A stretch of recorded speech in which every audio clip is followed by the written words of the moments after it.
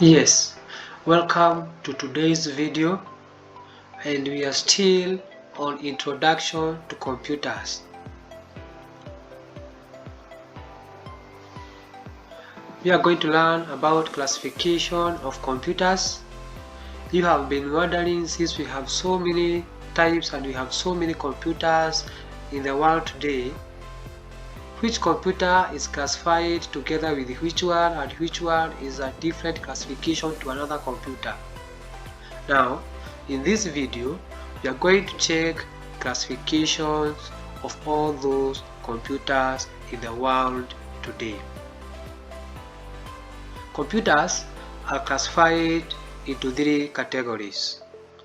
They are classified according to number 1, physical size and processing power, 2, purpose, and 3, functionality.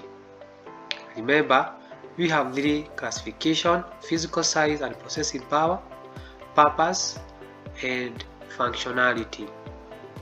Let us start with the classification according to physical size and processing power. In this category, computers are classified into 4 main groups, and these groups are 1.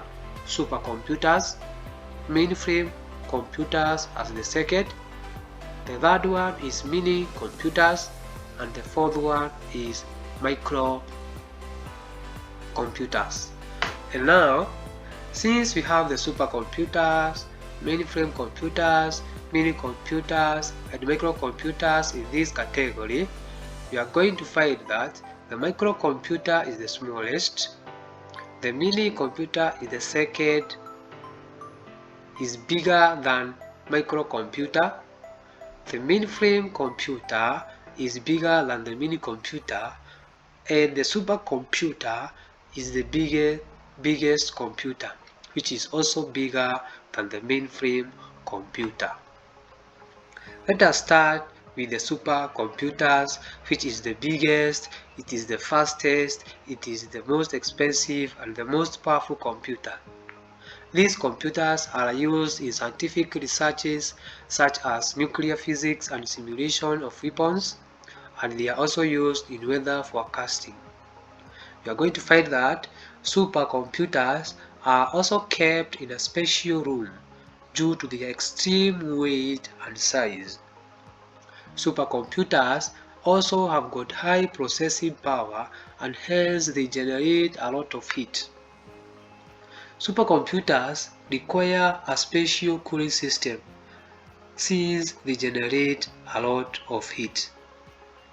Supercomputers, we have said that they are kept in a special room due to their extreme weight and size, meaning they are the largest and the biggest. These are the giant computers. Let us look at the mainframe computers. The mainframe computers, when you compare them with the supercomputers, you are going to find that they are less powerful and they are also less expensive. The mainframe computers are big, but not as big as supercomputers. The supercomputers, you can refer to them as the giant computers, while the mainframe computers, you can refer to them as big in size. Mainframe computers have got a very large storage capacity, and therefore they can support a lot of peripheral devices. Mainframe computers perform complex mathematical calculations. And another function of mainframe computers is that you are going to find them, they are used in government agencies, big organizations, and companies such as banks, hospitals, airports, among others. Since they have large information processing needs. And we are going to the third classification of the third group under the classification according to physical size and processing power. The third classification is the mini computers. The mini computers, when you compare the mini computers with the mainframe computers or the supercomputers, you are going to find that they are physically smaller and cheaper. The mini computers, we can call them small scale mainframe computers since they are smaller than the mainframe computers. Mini computers can support fewer peripheral devices compared to mainframe computers, and they are also less powerful and have got less speed than the mainframe and the supercomputers. Mini computers are used in scientific laboratories, research institutions, engineering plants, and other places where processing automation is required. Example of mini computers, we have the desktop computer, we have the laptop computer, we have the tablets, we have the smartphones. All these are examples of mini computers. And the fourth group of classification according to physical size and processing power is the microcomputers. These are the smallest, they are the cheapest, the less powerful, and they are smaller than any other type of computer. The microcomputers are also called the personal computers, and their CPU, the central processing unit, is also called the microprocessor. They are very small, the microcomputers. These are examples of the phones, the tablets with the high processing power. They are mainly used in teaching and learning institutions, small businesses, and communication centers, among others. We have said that examples are the tablets, phones, laptops. But due to advancement of technology, these computers have got high, they are very powerful, and they have got very high speed. Let us move to the second classification of computers. We said the first one is classification according to processing power and physical size, and now the second one is classification according to purpose. In this classification, we have got two groups, and the first group is general purpose computers, and the second group is special purpose computers. Let us start with the general purpose computers. The general purpose computers are the most common types of computers that we use today that perform variety of tasks when loaded with appropriate programs. These general purpose computers can be used in a wide range of applications such as document processing, performing calculations, accounting, and data and information management. And the second one is the special purpose computers, which are designed to perform specific tasks. Special purpose computers these are computers that are dedicated to only a single task, and they can perform it quickly and very efficiently.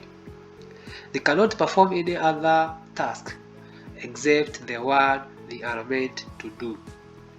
Example of these computers, we have the electronic calculators, robots, among others.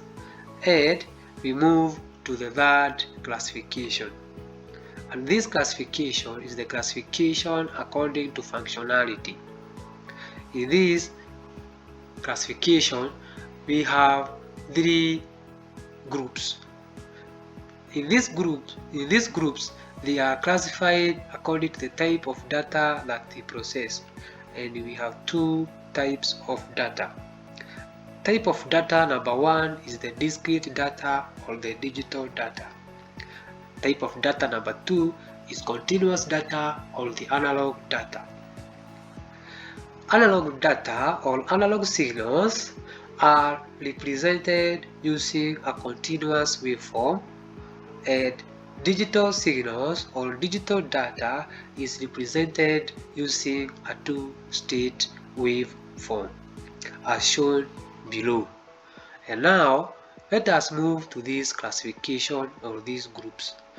These groups are digital computers, analog computers, hybrid computers.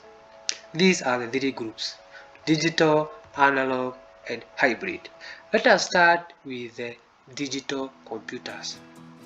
These are computers which process data which is discrete in nature, or the digital data. For these computers to process data, all the data or the data must be converted to digital form. If it was from analog, it must be converted to digital form, and they are mainly used in scientific and industrial areas. Digital computers, we have example of them is digital clock, digital car speedometer, digital fuel pump, digital wristwatch, and digital calculator, among others. And now, the analog computers are computers which process analog data or data which is continuous in nature. They are mainly used in manufacturing process like monitoring and regulating finance temperature, or regulating furnace temperatures and pressures. They are also used in weather stations to record and process physical quantities like wind, cloud speed, temperatures, among others. So these are the computers which are used in weather stations. And number 3, we have the hybrid computers. These are generally the computers that process both analog and digital data, or data which is discrete and continuous in nature. And that marks our learning of today, where we have learned about the classification of computers. Before we proceed to question time, make sure that you have clicked the subscribe button and the notification bell for you to get more of these educative videos. If you have clicked the subscribe and the notification bell, click the like button and comment down there the video was helpful. Comment down there the video was helpful. Thank you for doing that. And now let us proceed to question time.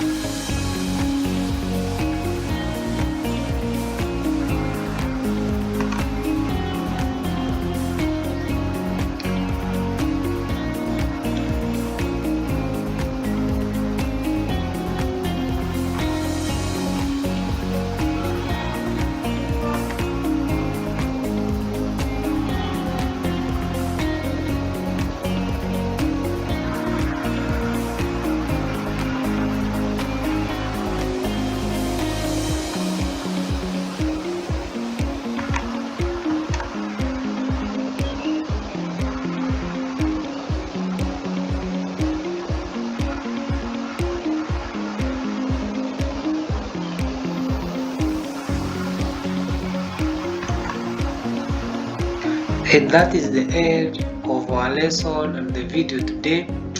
Thank you very much for being with us from the beginning till the end. See you in another video.